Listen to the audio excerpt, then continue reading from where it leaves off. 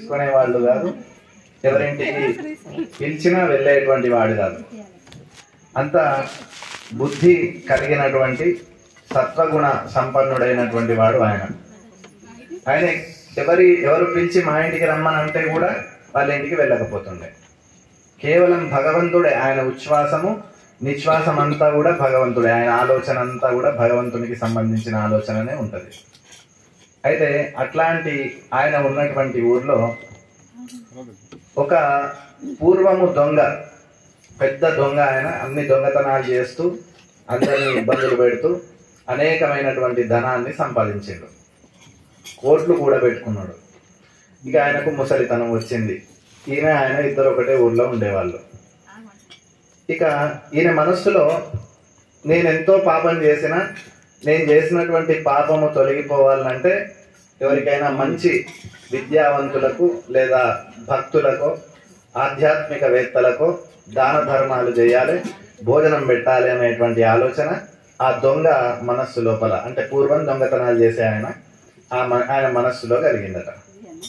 కలిగిన తర్వాత ఈయన ఆ ఊర్లోనే ఈ యొక్క సాత్విక గుణం కలిగినటువంటి వ్యక్తి ఉన్నాడు. ఆయనను ఎవరింటికి పిలిచినా రాడు. మా ఇంటికి రమ్మని ఈయన ఎన్నిసార్లు పిలిచినా వచ్చేటువంటి ఆలోచన ఆయనకి లేదు. ఆయన రాడని ఈయనకు కూడా తెలుసు. కాబట్టి ఈయన ఒక ఆలోచన మనస్సులో ఆలోచించి, నాకు రాత్రి కలలో శ్రీమన్నారాయణుడు కనబడ్డాడు, నిన్ను మా ఇంటికి అతిథిగా భోజనానికి రమ్మని పిలిచిండు, ఖచ్చితంగా నువ్వు రావాల్సిందే అని ఆయన ఆజ్ఞ ఇచ్చిండు, కాబట్టి నువ్వు మా ఇంటికి భోజనం తినడానికి రావాలని చెప్పి ఈ యొక్క పూర్వంలో దొంగగా ఉండేటువంటి ఆయన ఆ సన్యాసి గారిని భోజనానికి పిలిచిందట. పిలిస్తే ఆయన దేవుడి పేరు అడ్డం పెట్టుకున్నాడు. అంటే భగవంతుడు మా ఇంటికి రమ్మని పిలిచిండు కాబట్టి నేను ఎవరింటికి వెళ్ళా, నేను ఎవరింట్లో భోజనం చేయ, మంచినీళ్ళు కూడా తాగగాని నువ్వు నారాయణుడు కలలో కనబడ్డాడు అంటున్నావు కనుక నీ ఇంటికి తప్పకుండా వస్తా, రేపే వస్తా, ఆలస్యం చేయకుండా. నేను వచ్చేసరికి నేను భోజనం ఏమేమి తింటానో వాటికి సంబంధించినటువంటివి మాత్రమే తింటా, నేను ఇవన్నీ ఏర్పాటు చేసుకొని పెట్టమని చెప్పి ఆ సన్యాసి గారు ఈయనకు ధనవంతుడైనటువంటి దొంగకు చెప్పిండు. చెప్పిన వెంటనే ఆయన ఫలానా ఆయన వస్తా అని అన్నాడు కాబట్టి ఆయన మనసులో ఎక్కడ లేని సంతోషం. అంటే ఎవరింటికి వెళ్ళినటువంటి ఆయన నా ఇంటికి వస్తున్నాడంటే ఆయనకు కొంచెం గొప్పతనమే. ఊర్లో అందరూ కూడా ఆశ్చర్యపడ్డాడు, అయ్యో ఈయనింటికి పోవడం ఏంటిది అంటే వాళ్ళందరికీ ఏం జరిగిన విషయం తెలియదు. ఈయనేమో భగవంతుని పేరు అడ్డం పెట్టుకొని పిలిచిండ. సరేనని చెప్పి రేపు ప్రొద్దున వస్తా అన్నాడు కనుక ఆయన వచ్చేసరికి మనం మంచి పాకపక్వ పదార్థాలన్నీ కూడా వండి ఏర్పాటు చేద్దామని ఆయన భార్య ఆయన ఇద్దరు కూడా ఆలోచించింది. ఈయన ప్రతిరోజు గంగా నదికి వెళ్ళడం, స్నానం చేయడం, ఆయన పాత్రలో ఉన్నటువంటి సంచుల్లో ఉన్నటువంటి బట్టలు కానీ పాత్రలు కానీ అన్ని శుద్ధి చేసుకొని ఆయన ప్రతిరోజు కూడా గంగా స్నానం చేసేవాడు. ఇట్లా ఆ సన్యాసి గారు గంగా స్నానం చేసి 10:30-11 ప్రాంతం ఉదయం సమయంలో ఈ ధనవంతుడైనటువంటి దొంగ ఇంటికి భోజనానికని వచ్చాడు. ఈయన చాలా సంతోషంగా ఆయనను పిలిచి మంచి వెండి పాత్ర, బంగారు చెంబు, వెండి గిన్నెలు, అన్ని పంచభక్ష పరమాన్నాలన్నీ కూడా 5 రకాల స్వీట్లు, ఒక ఫ్రై కూర, ఒక డ్రై కూర అన్ని కూడా వండి ఆయనకు భోజనాన్ని అన్ని ఏర్పాటు చేసింది. చేసిన వెంటనే ఆయన చాలా సంతృప్తిగా భోజనం చేసిండు. భోజనం అంతా పూర్తయిపోయింది. ఈయన వచ్చినందుకు ఆయనకు సంతోషం, భగవంతుడు ఈయనకు ఆర్డర్ వేసి రమ్మన్నాడు కాబట్టి ఈయనకు సంతోషం. ఇద్దరు భోజనం చేశారు. అయిపోయిన తర్వాత ఈయన ఇంటికి వెళ్ళిపోయిండు. తెల్లవారి మళ్ళీ సన్యాసి గారు గంగా స్నానానికి అని చెప్పి బయలుదేరింది. ఆయన పాత్రలు ఏముంటాయి, ఆయన జోల సంఖ్యలో ఏది ఉంటే అవన్నీ రోజు పిండుకోవడం, గంగ నీళ్లతోని కడుక్కోవడం ఇట్లాంటివి చేసేది. ఇట్లా ఆయన సంచిలో ఉన్నటువంటి వస్తువులన్నీ ఒక్కొక్కటిగా తీసి కడుగుతూ ఉండగా ఆయన భిక్షమెత్తుకునే పాత్రలో నిన్న భోజనం చేసినటువంటి బంగారు నీళ్ల గిలాస ఈయన భిక్షమెత్తుకునే పాత్రలో పడ్డది. ఆశ్చర్యపోయిండు, అయ్యో మరి ఈ గిలాస మా సంచిలోకి ఎట్లా వచ్చిందో ఏందో నాకు అర్థమవుతలేదు అని చాలా ఆశ్చర్యపడి, ఈ గిలాస నిన్న నేను వాళ్ళ ఇంట్లో భోజనం చేస్తే అక్కడ నాకు పెట్టినటువంటి గ్లాసు, నేను దీంతోనే నీళ్లు తాగిన, మళ్ళీ ఈ గ్లాస్ నా సంచిలోకి ఎట్లా వచ్చిందో ఏందో అర్థమవుతలేదని చెప్పి మళ్ళీ గ్లాస్ పట్టుకొని ఆయనకి ఇయ్యడానికి, ఆయనకు హ్యాండ్ ఓవర్ చేయడానికి అని బయలుదేరి పోయే మార్గ మధ్యంలో ఆ పక్క ఇంటి వాళ్ళు అడుగుతున్నారు, ఏమైందయ్యా నువ్వు నిన్న కూడా వచ్చినావు ఈయన ఇంటికి భోజనానికి, మళ్ళీ ఇవాళ కూడా వచ్చినావు, నీకు వేరెవరు దొరకలేదు, అసలు నువ్వు ఎవరింటికి పోనటువంటి వ్యక్తివి, ఈయన ఇంటికి ఎందుకు వచ్చినావు అని చెప్పి అడిగిండు.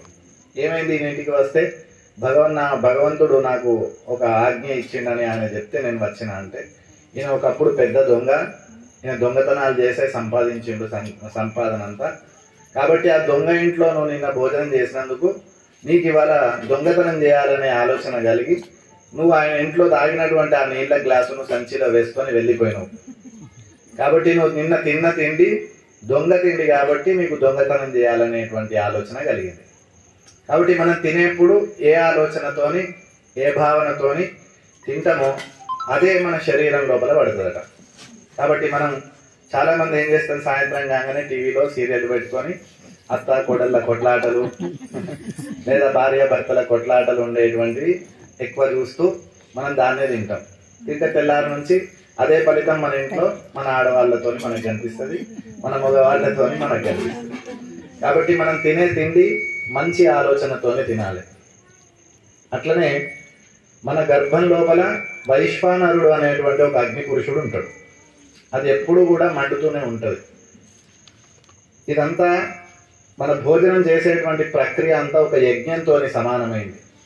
భోజనం అంటే ఒక యజ్ఞము అని చెప్తున్నది శాస్త్రం. మీరు ఎవరైనా ఒక బ్రాహ్మణులు భోజనం చేసేటప్పుడు గమనిస్తే ఒక ఎత్తుపీట మీద ప్లేట్ పెట్టుకుంటారు. అందులో పప్పు ఎటువైపు వడ్డించాలి, కూర ఎటువైపు వడ్డించాలి, చారు గిన్నె ఎటువైపు ఉండాలి, ఖచ్చితంగా నెయ్యి వేసుకోవాలి. ఇవన్నీ ఒక రిస్ట్రిక్షన్స్ ఉంటాయి.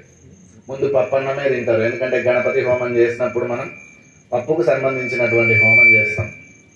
చేసినప్పుడు హోమగుండం చుట్టూ ఎట్లయితే నీళ్లు తిప్పుతామో అదే రీతిగా బ్రాహ్మణుడు భోజనం చేసేటప్పుడు చేతిలో నీళ్లు పోసుకొని ఆ ప్లేట్ చుట్టూ పరిశేచన నీళ్లు తిప్పి ముందు 5 స్వాహాకారాలతోని ప్రాణాయ స్వాహ, ఇప్పుడు గణపతికి నైవేద్యం పెట్టినప్పుడు కూడా 5 సార్ల ప్రాణాయ స్వాహ, అపానాయ స్వాహ, వ్యానాయ స్వాహ, ఉదానాయ స్వాహ అనే స్వాహాకార మంత్రాలతోని నివేదన చేస్తాం.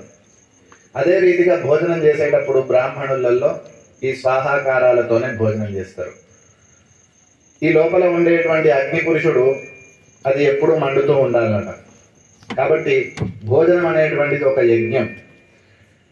ముందు పప్పు అన్నమే తింటారు, తర్వాత కూర అన్నం తింటారు, తర్వాత తొక్కన్నం తిని లాస్ట్కు పెరుగన్నం తింటారు. అంటే హోమం అంతా పూర్తయినాక పెరుగు పోసి అగ్ని పురుషుడిని చల్లారుస్తారు. దేవాగా తువిదో ఘాతుం విత్వా అనే మంత్రంతో అగ్ని పురుషుడిని చల్లార్చినాక ఆ విభూతిని తీసుకొని బొట్టు పెట్టుకుంటాం మన ఇళ్లలో యజ్ఞాలు జరిగితే. అదే రీతిగా భోజనం కూడా ఒక యజ్ఞం మాదిరిగానే చెప్పబడి ఉన్నది. కాబట్టి భోజనం అనేటువంటిది దీనికి కొన్ని సమయాలు సందర్భాలు అనేటువంటివి ఉంటాయి. లోపల ఉండేటువంటిది పరిశుద్ధమైనటువంటి అగ్ని, ఇది ఎప్పుడు మండుతూనే ఉంటుంది. కాబట్టి దీనిలో లేనిపోని చెత్తలు ఎట్లాంటివి పడితే అట్లాంటివి పారేయకూడదు. దీనికి కూడా మన పెద్దలు కొన్ని నియమాలు అనేటువంటివి సూచించి ఉన్నాయి. కాబట్టి భోజనం చేసేటప్పుడు మనం మంచి ఆలోచనలతోని, మన ఆరోగ్యానికి కూడా మన భోజనమే కారణం. మనం చేసేటువంటి భోజనం వలననే మన శరీరం అనేటువంటిది ఒక కొత్త రూపును తయారు చేసుకుంటూ ఉంటుంది. కాబట్టి భోజనం చేసేటప్పుడు భగవంతుని యొక్క నామస్మరణ అనేటువంటిది చేసుకోవాలి.